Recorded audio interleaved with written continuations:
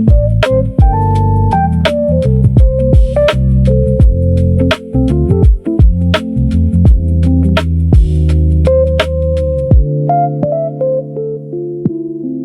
so today let's start from the general to the specific.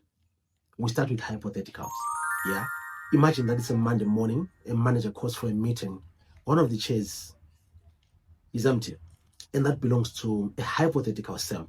He wonders what could have happened to Sam. So, like a caring manager, he checks his mailbox. What he finds there shocks him out of his wits. Sam has resigned with immediate effect. But here's the catch. Sam did not resign last night. He resigned months ago.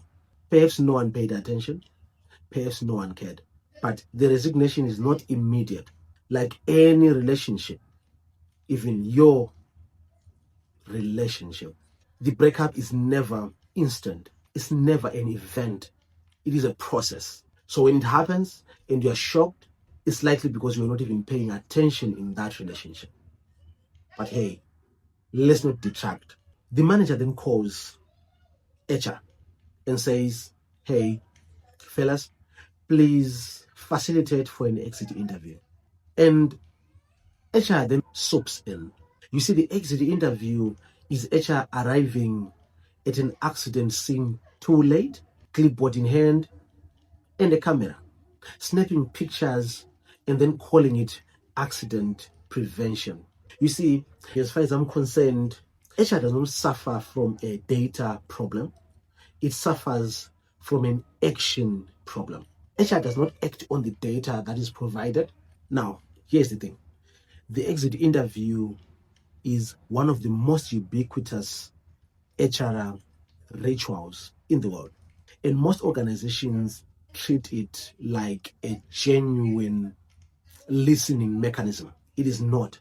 The exit interview is a lagging HR KPI that is dressed up as feedback or listening culture. You see, the issue is not that the questions are wrong.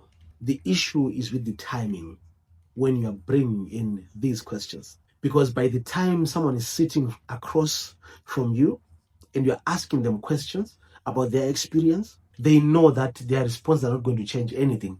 So you're going to get politically correct responses. You're going to get responses that are curated specifically for you to retain the perception of goodness. Now, there are three distinct moments of departure. The first one is what I would like to call emotional departure. So this is when someone detaches from the vision. They have not stopped working. They are still working, but they're just not as invested. They no longer care.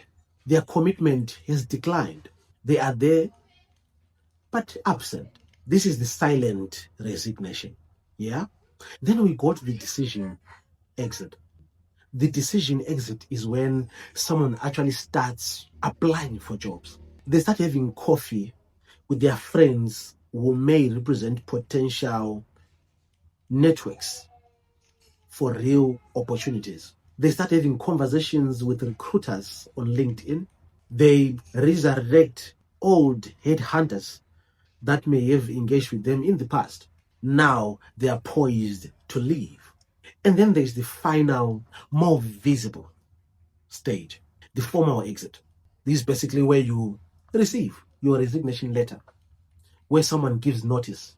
And at this stage, it's too late for you to be asking someone why they are leaving. It's important to do it, but what are you going to do? And from my interactions with people, employees, what I hear is employers will give you an offer to make you stay, but never when you are still happily employed. That is manipulation. And either way, they leave.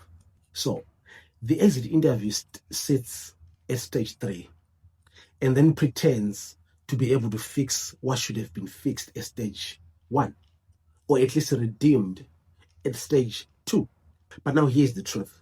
When people are resigning, they do not suddenly become professed truth tellers. they do not still tell you the truth, because the truth left the building already.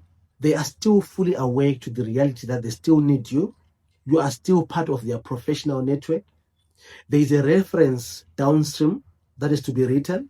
Perhaps they will meet with you in whatever capacity in the future. And they don't want to contaminate any prospects of you having a good perception or relationship with them in that future.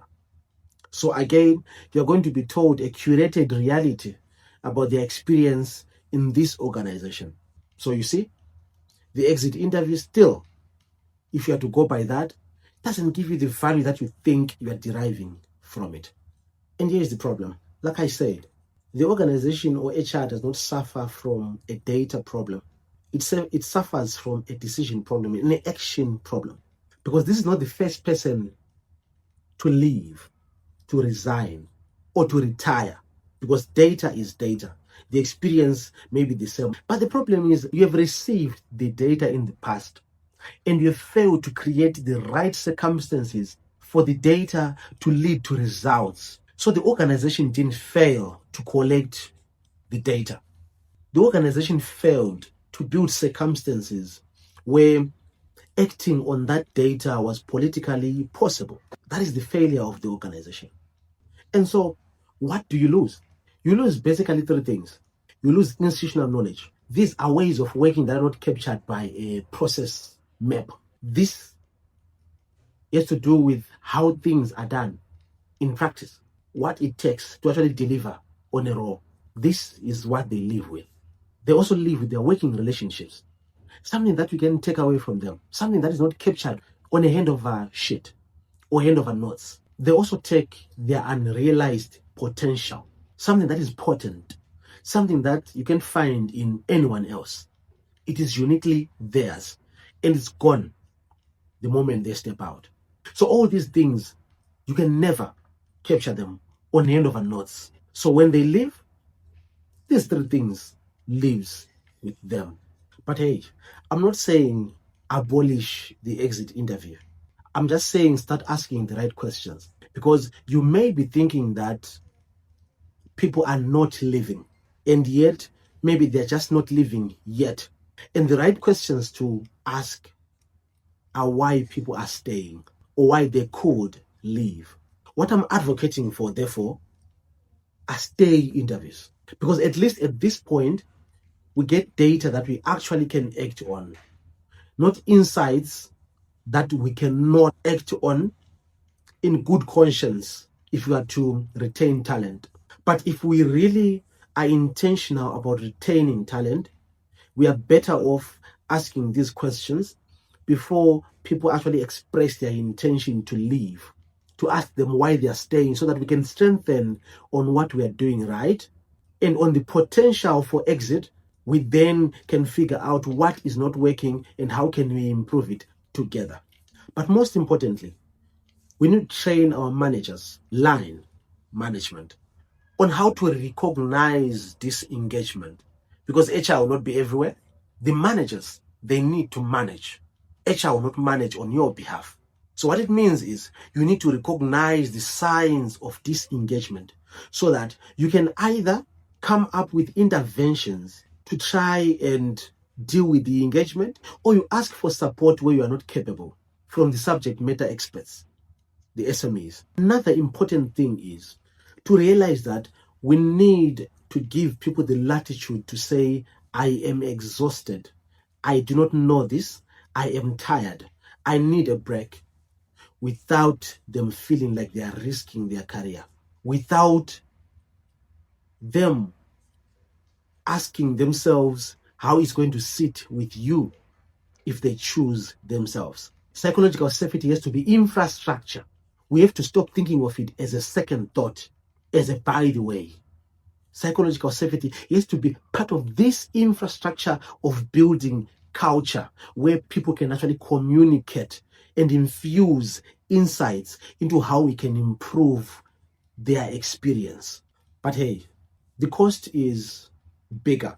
It is larger for investing in this, for making this work. And it definitely is not going to be easy. it's going to be expensive.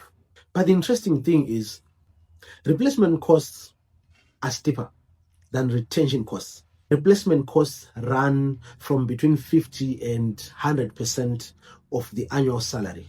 So you need to choose your battles with open eyes. Seek to retain than to replace. In final analysis, the exit interview tells you why someone left. And the stay interview tells you why someone is staying, why they've stayed, and what it would take for them to leave. One of those conversations changes nothing. The other changes everything. And if you cannot remember the last time you asked your best people why they are staying and what it would take for them to leave, that is your answer. This has been People and Platforms. My name is Carlo-Marcel Dube. Till next time, let's keep the conversation going. Cheers.